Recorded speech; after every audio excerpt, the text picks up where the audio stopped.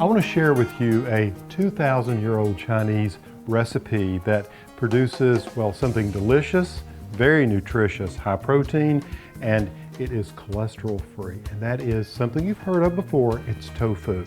Now, I bought this at the store, but I'm going to show you how you can make it at home, and it really requires only a few simple ingredients. It requires some soybeans, you can see here, water, and lemons, just the juice of lemons.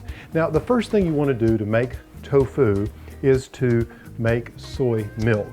And you can easily do that with a soy milk maker, and that's what I've done here. Now, this is warm. The soy milk has been made, and so what I want to do now, and I want to do this very quickly because you want to keep the temperature really hot, and I'll explain that in just a moment. You just want to take off the lid, and I want to separate the pulp from the milk.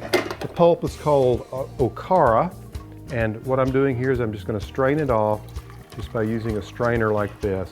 Now, this is at 160 degrees, and we want to keep the temperature close to that.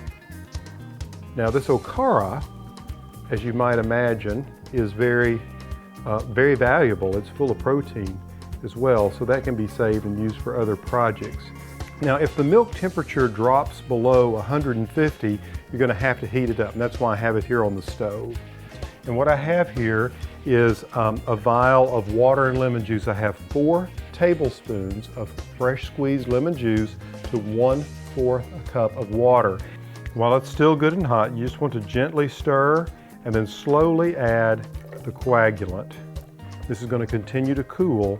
What I'm going to do is I'm going to cover this and I'm going to let it sit for 20 minutes.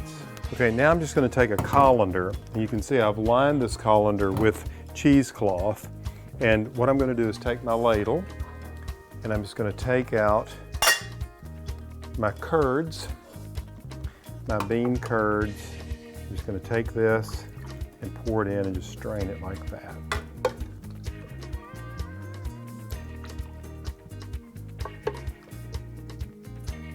Now you can see how the bean has coagulated here. Now, to push as much moisture or water, the lemon water, out of here as possible, what I'm going to do is I'm just going to take the cheesecloth and I'm going to fold it across like this and cover the tofu. And then I'm just going to take a plate and I'm going to set this plate here on top.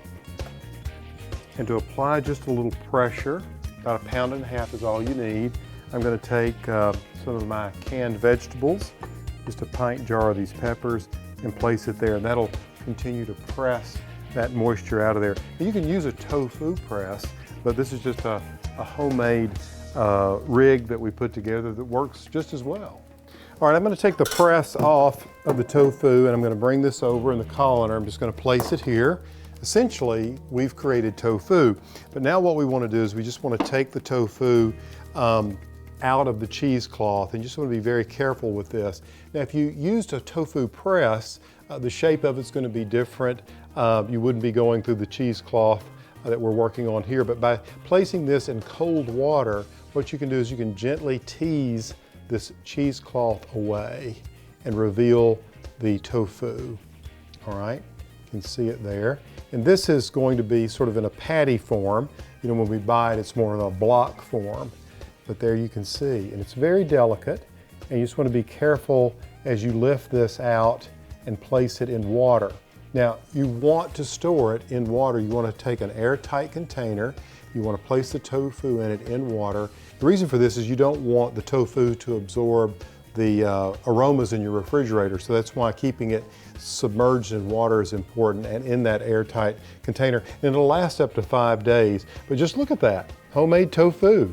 Give it a try. It's really very simple. This recipe is brought to you by the soybean farmers of Arkansas.